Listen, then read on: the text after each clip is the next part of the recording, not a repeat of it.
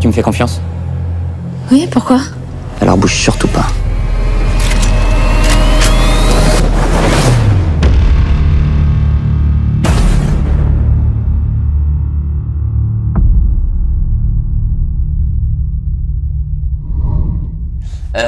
Bien sûr, on craignait plein de choses, plein de choses. Déjà, on craignait que les fans de Nicky Larson, dont on fait partie, soient déçus, qu'on respecte pas bien le dessin animé d'origine. On craignait aussi que ceux qui connaissaient pas le dessin animé n'aient pas trop envie de voir le film. Donc, on a travaillé vraiment le scénario dans ce but-là, c'est-à-dire qu'on connaisse, qu'on connaisse pas, qu'on puisse kiffer le film.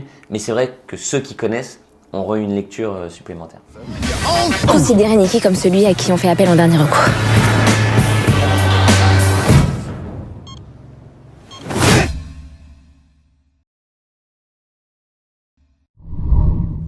En fait, quand tu fais une adaptation, tu as un cahier des charges. C'est-à-dire qu'il y a des choses que tu es obligé de faire, obligé de remplir.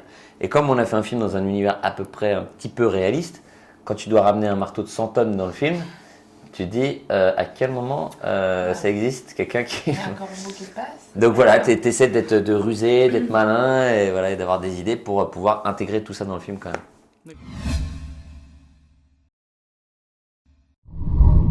C'est pas dur, il faut juste être passionné par ce que tu fais. C'est-à-dire que nous, on était fans de dessin animé, du manga, et du coup, ça te tient à cœur de bien faire les choses, d'avoir un univers qui ressemble, des personnages dans les traits de caractère, même dans l'histoire que tu racontes, de pas trahir tout ça. Je pensais juste à ça. Quand les Américains font une adaptation, tu sens bien qu'ils connaissent pas, en fait.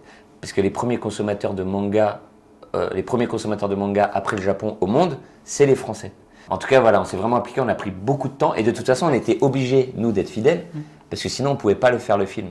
Tsukasa Ojo, qui est le créateur du manga, avait un droit de regard. Donc, si lui trouvait que c'était pas cohérent et que ça ressemblait pas à son œuvre, parce qu'il refuse énormément de projets d'adaptation, quasiment tous même. Donc, s'il avait l'impression que ça collait pas, on n'aurait pas pu faire le film. D'accord.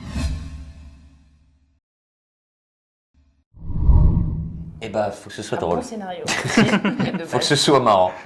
Non, une bonne comédie, écoute, l'humour, c'est dur, hein. C'est-à-dire que c'est pas une science exacte, sinon toutes les comédies seraient réussies. Entre le moment où tu écris et le moment où tu tournes et tu vas au montage et tu montes le film, il se passe beaucoup d'étapes.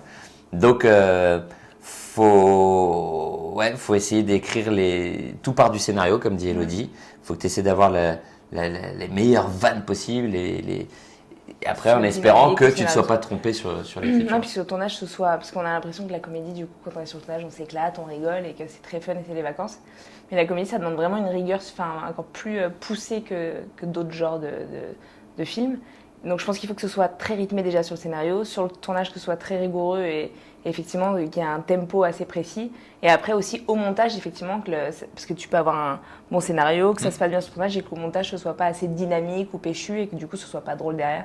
Donc c'est vraiment l'assemblage de ces trois choses qui font que... Et en plus c'est ingrat parce qu'un truc que t'écris, tu le tournes, tu te dis merde, c'est pas marrant comme je l'avais pensé. Ouais, puis des fois, un truc un peu moyen, voilà. tu te dis putain c'est vachement ça drôle. prend. Donc c'est pas une science exacte, c'est dur.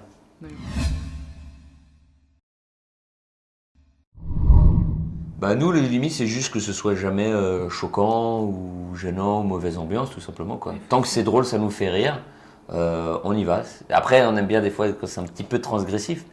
Et c'est justement, des fois, bizarrement, c'est là que t'as les explosions de rire. C'est quand tu vas un petit peu plus loin que les autres. Donc voilà, on écrit ce qui nous fait marrer, tout simplement.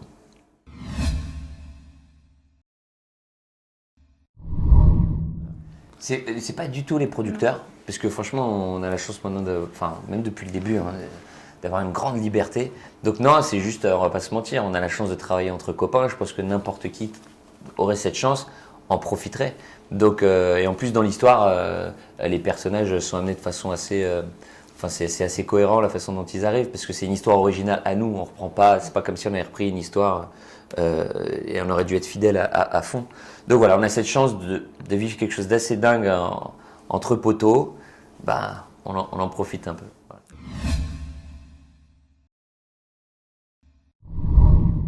Voilà. Non, c'est vrai que les garçons me disent que j'ai un petit côté garçon manqué, donc visiblement proche de Laura là-dessus. Après... T'aimes bien me frapper. C'est ça pour de vrai. J'aime bien faire la bagarre. Mais c'est fou. Moins violemment que Laura. Non mais je suis beaucoup moins nerveuse qu'elle quand même. C'est qu'elle a un côté effectivement garçon manqué, elle a un côté très cadré à côté de Nikki et effectivement elle a un côté complètement hystérique où elle vrille mais au quart de toi. Je suis pas comme ça, hein, n'ayez pas peur, je vais pas à un moment partir en vrille et tout casser dans la pièce quand même. Donc non, on a eu quand même pas mal de traits de caractère à travailler qui n'étaient pas innés à la base.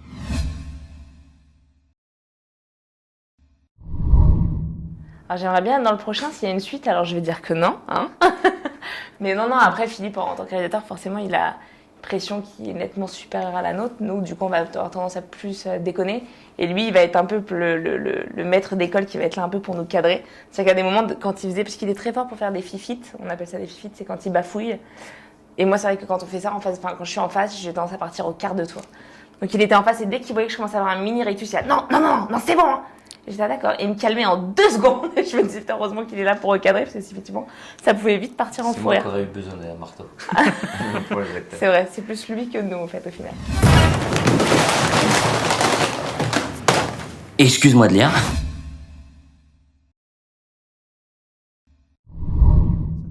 Ben moi, je leur dirais que s'ils ont aimé Babysitting, s'ils ont aimé Alibi.com, ils vont adorer Nick Larson, ils vont même le préférer, parce que je trouve que c'est le meilleur de. Et même s'ils aimaient Nicky Larson. Même s'ils aimaient Nicky Larson en dessin animé ou City Hunter en manga, ah bah oui, évidemment. vous allez avoir 1000 trucs que vous allez retrouver dedans avec plein de clins d'œil. Ah ouais.